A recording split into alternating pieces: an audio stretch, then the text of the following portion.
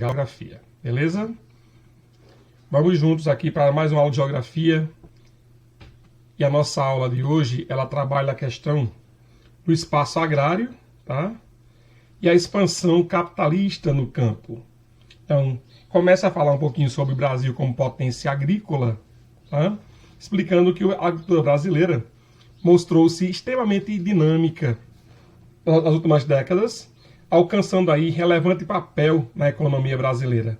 Se olharmos direitinho para a nossa condição hoje do Brasil, o Brasil, na verdade, ele depende muito dessa economia agrícola, né? Predomina, no caso brasileiro, a agricultura comercial, tá? E aí é uma agricultura de ponta, pode-se dizer assim, com alto nível tecnológico, baseado principalmente nessa Revolução Verde, que iniciou-se, no caso brasileiro, a partir dos anos 70, ou seja, temos ali a adoção do uso de adubos, fertilizantes, insumos agrícolas de modo geral, tratores, máquinas sementes, aporte tecnológico, e com a terceira revolução industrial, nós temos também aí a biotecnologia chegando ao campo, principalmente com o uso de sementes transgênicas, beleza? Então se ligue nesse detalhe aí, tá? Então essa expansão capitalista brasileira tem a ver aí com a Revolução Verde, né? E aí o investimento pesado em pesquisa, tá? Essa pesquisa aí, mais a tecnologia envolvida, mais os maquinários, mais o uso da veterinária, a engenharia agrícola, a agronomia, ela vai trazer para o Brasil maior competitividade, né? O uso de máquinas, as técnicas agrícolas, a associação com as indústrias. Só que isso tudo vai fazer mudar o perfil também da economia brasileira quando se refere aí a esse potencial agrícola e ao trabalho no campo, a relação de trabalho no campo, tá? Então teremos aí um desemprego estrutural acontecendo. Então, com o uso de tecnologia, o que é que nós temos? Essa mão de obra pouco qualificada, ela vai ser dispensada do trabalho rural. Por consequência, temos aí o êxodo rural e o crescimento das cidades com o inchaço urbano acontecendo devido a essa migração em massa de população que estava anteriormente ocupada no campo e agora passa a estar desempregada, beleza? Por outro lado aqui, ó, aquela população que tem qualificação, ela não vai ficar fora do mercado de trabalho, né? Por que não, né? Porque nós temos a adoção aí e a absorção cada vez maior de população aí de mão de obra qualificada. Então, como as máquinas hoje detêm tecnologias avançadas, inclusive com recursos de informática, de interligação, né, com conexão com o satélite, informando quais o melhor tempo para colher, o melhor tempo para plantar, a qualidade do solo, essa umidade do ar, que vai promover aí uma condição melhor para cultivo, para plantio, para colheita dessa lavoura no campo brasileiro. Olha só. Então, enquanto conceito, a Revolução Verde é um conjunto de mudanças técnicas na produção agrícola que configura a grande articulação entre os setores agricultura e indústria. Aquilo que falávamos na aula passada para vocês, a agroindústria, o agronegócio, né? E as inovações estão atreladas a esse processo. Adubos químicos, agrotóxicos, a biotecnologia está envolvida nesse processo aí de Revolução Verde, tá? A ONU ela foi responsável por esse programa, né, iniciando a implantação a partir dos anos 60, gerenciando interesses, claro, das grandes empresas multinacionais envolvidas na produção agropecuária. Tá? E aí são diversas empresas que trabalham com esse setor, né, de agropecuária. No Brasil, é muito comum a entrada de multinacionais como Cargill, como Bunge Alimentos, ou seja, a Monsanto, que produz aí uma grande quantidade de sementes transgênicas de algodão, de milho, de soja. Então isso tudo está atrelado a essa produção da Revolução Verde no Brasil. Hoje a ONU faz uma autocrítica, né, sobre as consequências ambientais e econômicas desse modelo agrícola, principalmente na condição do desemprego estrutural, né? Então, uma boa parcela da população anteriormente ocupada no campo, né, trabalhava no campo, ela teve que migrar para a cidade gerando um desemprego e problemas sociais que são consequentes dessa migração do campo para a cidade. Olha só, os danos ao meio ambiente passam por poluição do solo, águas subterrâneas dos rios, atingem animais e seres humanos, né? Um elevado nível de utilização de agrotóxicos, principalmente, que vai gerar esse problema. E aí, claro, do ponto de vista social, a substituição dos trabalhadores por máquinas, né? Então, e aí onde gera o desemprego estrutural, a estrutura da produção mudou. E aí, mudando, os postos de trabalho são eliminados automaticamente, exceto para aquela população que tem mão de obra qualificada, ou aquela região que tem mão de obra qualificada.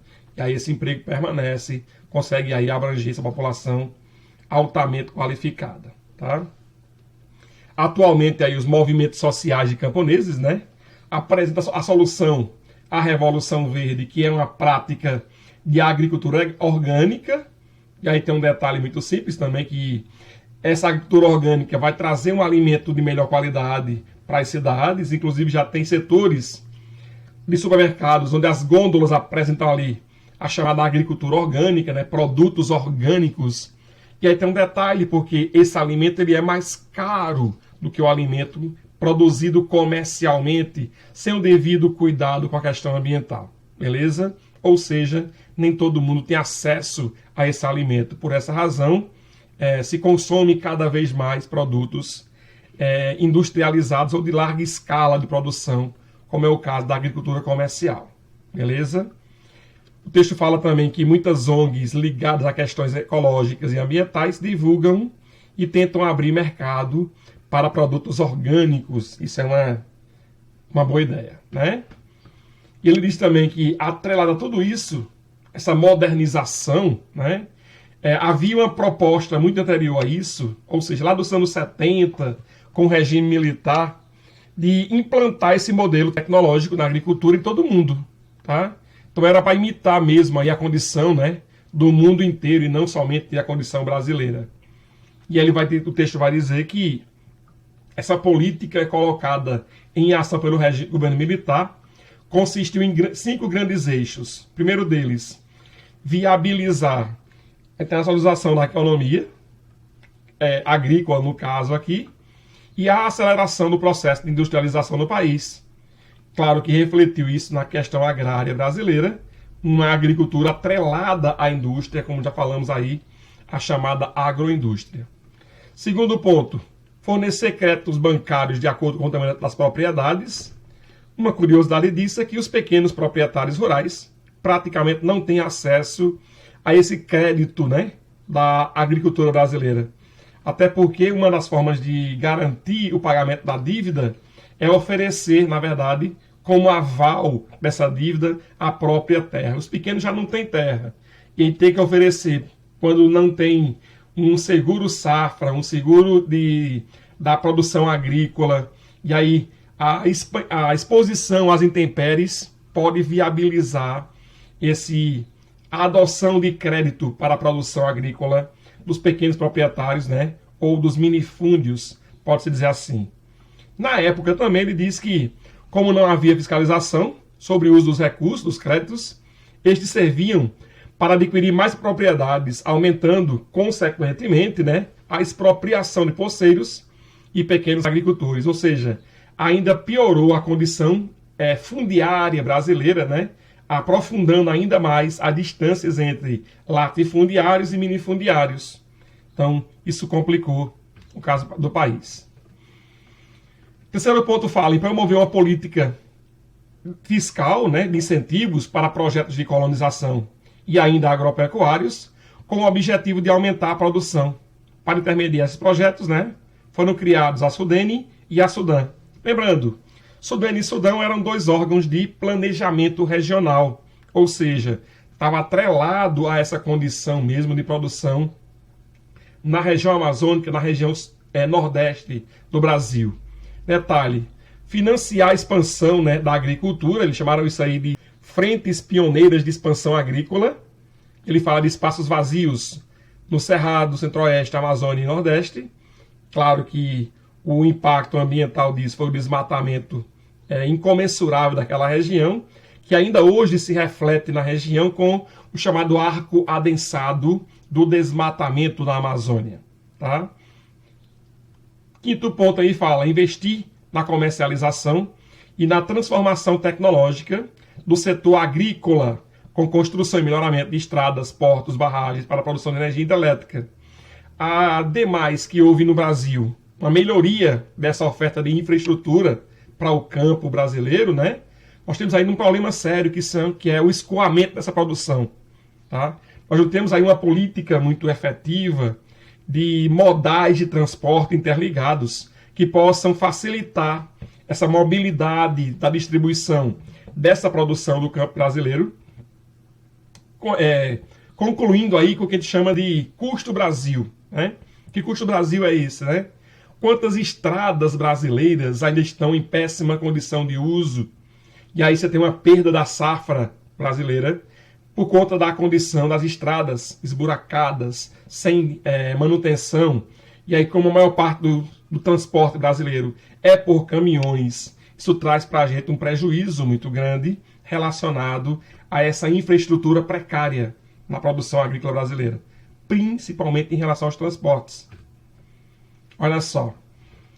Ainda ele fala de uma expansão ainda para a região do Cerrado brasileiro, né, os danos irreparáveis em relação ao Cerrado, ou seja, infelizmente isso é uma realidade que se mostra aí, e essa fronteira agropecuária está avançando também para outras regiões, inclusive do Nordeste. Tem uma região que eles chamam de Matopiba, Maranhão, Tocantins, Piauí e Bahia, e o Cerrado de Matopiba, né, Maranhão, Tocantins, Bahia e Piauí e Bahia, melhor dizendo, são regiões que estão recebendo hoje o avanço da produção de soja. Tá? A cana-de-açúcar também é outra cultura que vem avançando em direção ao centro-oeste brasileiro, né? Principalmente para a produção da indústria sucroalcooleira, a indústria de açúcar e álcool, né? Então o etanol, o álcool combustível, a gente chama aí de agroenergia, está muito presente nesse contexto, beleza? Ou seja, é o chamado agronegócio, né? Aquela velha máxima que a Rede Globo tanto fala no noticiário dela ou entre a programação. Agro é tech, agro é pop, agro é tudo, né? Então é esse avanço aí que minimiza cada vez mais aí o uso, a produção da agricultura familiar e aumenta, né, expande essa condição da produção do agronegócio. Ou seja, uma produção de monocultura, exportadora de commodities. Então a soja, a laranja, o café são produtos da pauta de exportações brasileiras ligadas ao agronegócio. Perfeito? Então ele vai dar aí as duas definições, né, do agronegócio. É uma adaptação para o português do verbete em inglês agribusiness, ou seja, refere-se a todo segmento ligado direta ou indiretamente à agricultura, produção, transporte, armazenamento, insumo, ferramentas, máquinas, tecnologias e ainda o processamento desses gêneros que vai ser destinado à chamada agroindústria. Está ligado a isso também. As commodities são as matérias-primas, né? Quer dizer literalmente aí mercadoria, e elas vão, na verdade, ser exportadas in natura ou então semi-elaborados, né? Semi-produzidos. É o caso do café, da soja, do cacau, minério de ferro, manganês, combustíveis fósseis, o etanol, né, que é uma agroenergia, por exemplo, ou proveniente da biomassa, como vocês queiram aí utilizar o termo. Então vamos para a frente. No caso brasileiro, nós temos uma empresa, né? Empresa Brasileira de Pesquisa Agropecuária, né? Eu costumo dizer que é a empresa brasileira do agronegócio, beleza? Ela que prioriza, na verdade, a pesquisa agropecuária brasileira e potencializa essa condição de produção no campo para exportação, né? Então são várias unidades, né, da Embrapa pelo Brasil inteiro. Eu elenquei algumas aqui. É o caso da Embrapa Agroindústria Tropical, né, que trabalha com frutas tropicais para exportação, muito comum na região do Vale do Rio São Francisco, né? É chamada Agroindústria Tropical. Os tabuleiros costeiros aqui, ó, que vai desde o norte, né, o oeste da Bahia, o gado de leite, né, interior de Minas Gerais, o gado de corte na região do Mato Grosso do Sul. Olha só, a Embrapa Algodão, que tem sede na cidade de Campina Grande, na Paraíba, mas que ela tem a produção muito maior na região centro-oeste do Brasil, né? A Embrapa Água e Energia, a Embrapa Semiárido, e aí é uma das formas de inclusão do Nordeste brasileiro nessa área. Há uma falsa impressão de que o semiárido ele não serve para produzir nada, e não é verdade, tá? No semiárido tem produção, tem chuva, tem condições de produzir em larga escala nessa região também, desde que haja vontade política de investir, claro, e claro, potencializando aí a agricultura familiar, pode-se dizer assim. A Embrapa Arroz e Feijão, né, que trabalha aí com a base da alimentação brasileira, e ainda a Embrapa Suínos e Aves, certamente ela vai estar presente lá na região sul do Brasil. Santa Catarina é o estado brasileiro que tem a maior produção de suínos e aves, com parceria com o agronegócio, claro, com a agroindústria, mas aí prioriza também a agricultura familiar, que são os parceiros nessa produção de suínos e aves. Então, gente, esse aí foi a nossa aula de hoje sobre expansão capitalista no campo. Espero ter aberto um pouquinho aí para o conhecimento de vocês. Se qualquer dúvida, deixem aí suas impressões sobre nossa aula. Até a próxima. Deus abençoe vocês.